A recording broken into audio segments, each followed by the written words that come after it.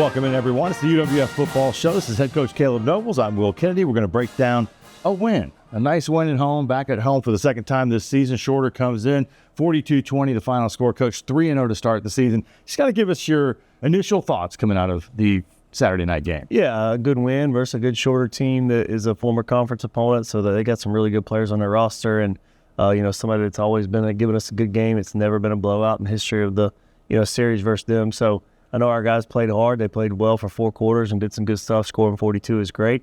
We gave them a couple touchdowns, which we shouldn't be doing on offense, but proud of the guys. They chased the football well. They played well on all 3 facets of the game. Special teams touchdowns, which were awesome.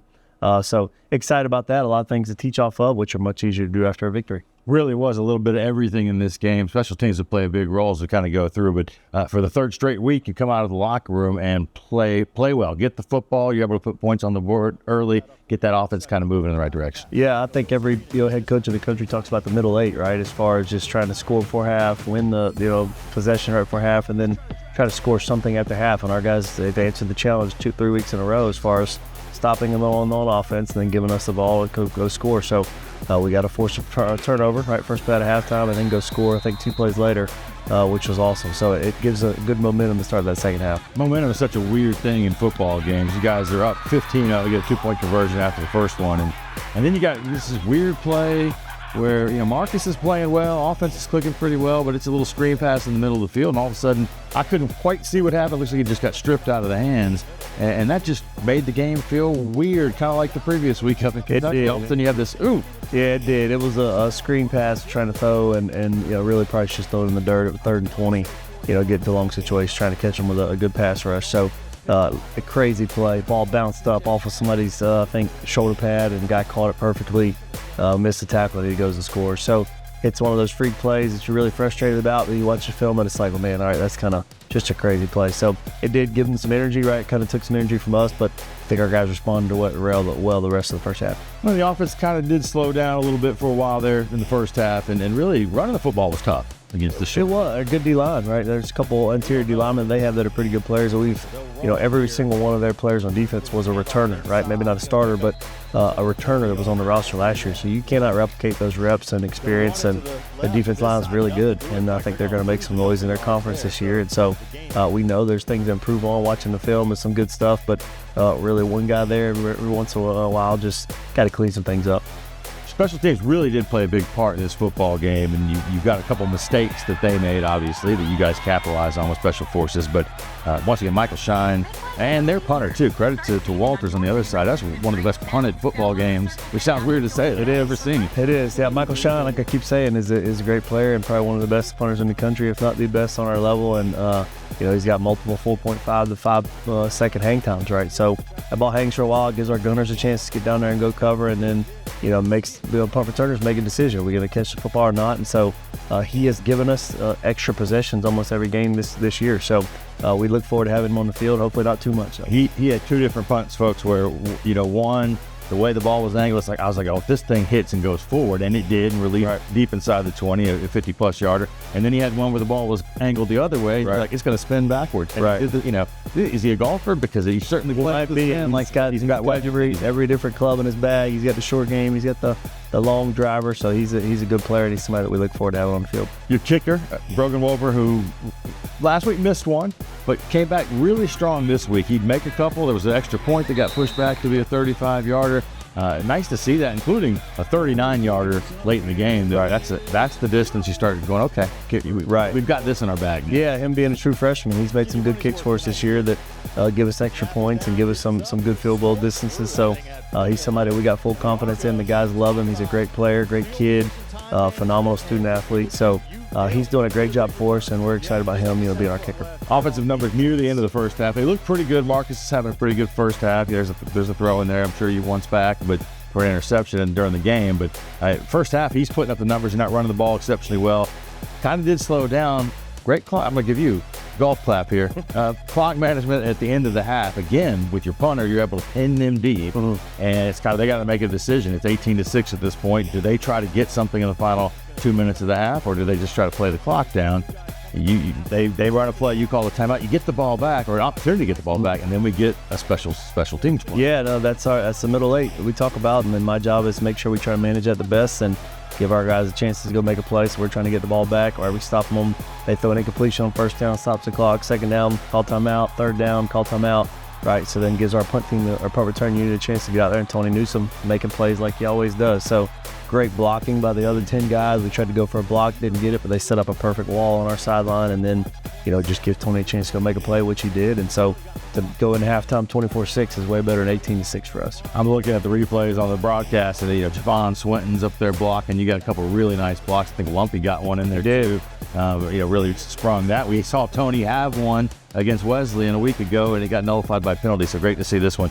Penalty still a little bit of an issue of the game, not as bad as last for sure. But and then you talked to the refs a little bit during the game. I did. I do that every once in a while. I do. I saw the hat flying around, but Devin Gibson, who's our new color guy you played with on the broadcast, was saying, that's what he loves about the way you coach, is that your players have they don't know if you've got their back. It's not that situation. They know our coach has got us, and he's going to fight for it a little bit. Second, or maybe the third time we've come out of the locker room, we've had the ball, been able to score after half. This time it's a fumble on their part. That's right. You get the ball back, and you were talking with Coach Donnie Baker before we started recording. Being able to score off those turnovers, those sudden change of possessions, is huge. Yeah, and that's something we practice. We'll start practice every once in a while and do things, and I'll just call everybody up and let's do sudden change right there. So you have to be ready to respond, whether you're on defense or offense.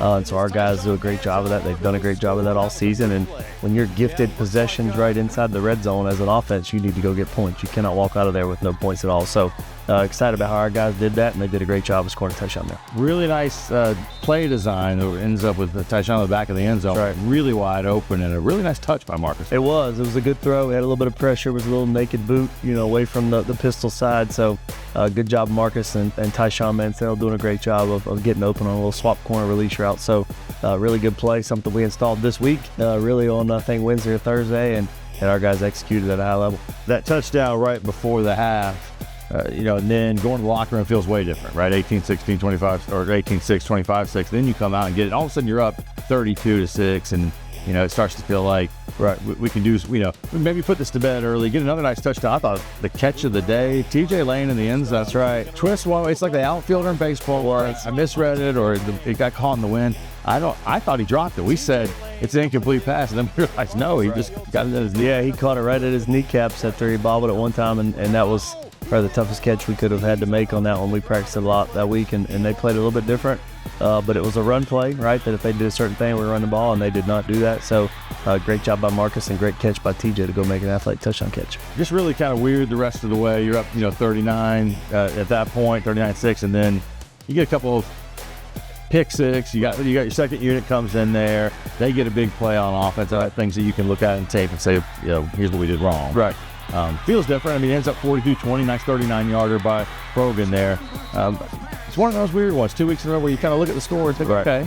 But then you, as a coach, I know, walk away saying, we got a lot. We got to. For sure. Yeah, and I think it's much easier to do that after a win. There's a lot of things we got to clean up, but proud of the guys for how they played. And we did I've tried to make a concerted effort to get a lot of guys in the game yesterday, because you're not going to always have those opportunities to do it, especially in front of the home crowd. So get some young guys in there kind of middle of the third quarter and play a little bit, and then they got a lot to clean up, but you can't expect those guys to not grow as players if they don't get reps, right? So a lot of things to work on, but proud of those guys to get in there and playing hard. Got to mention, because this guy was kind of our player of the game that we chose. I mean, Roderick Webb Jr., 2 interceptions in the game. They were both great plays. Some nice return yards after those. And then Brian Hooks got one. Brian Hooks. So 3 picks in a game. The defense is doing some good things, minus a play or two. It was, once again, they stuffed the run pretty well except for one play, and they were good the pass game. Yeah, Rod Webb doing a great job. Got here with us this summer close to fall camp, and great player, great person, right? Good kid. He does a lot of things that really well.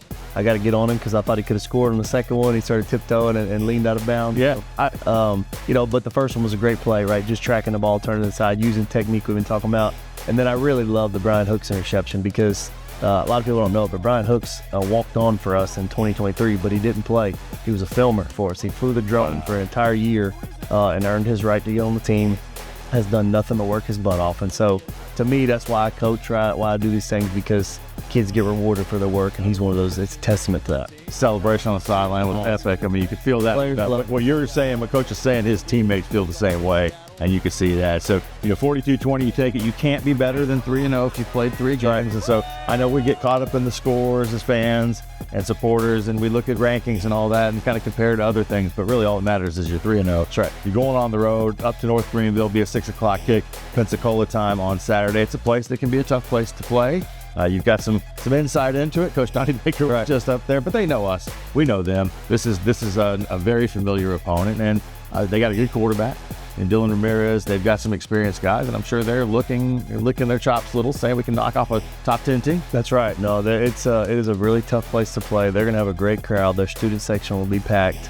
I know Clemson plays early in the day, which is why they're playing us at nighttime. So it'll be a good raucous crowd that we know we got to try and silence early and play our game. We got a new coaching staff, new people, but the quarterback is back. He's the one that drives everything. He's a great player, great worker. Right? We've played against him multiple times the last couple of years. So we know what the mission is, to go up there and play well before we get into a bye week and then be able to recover a little bit.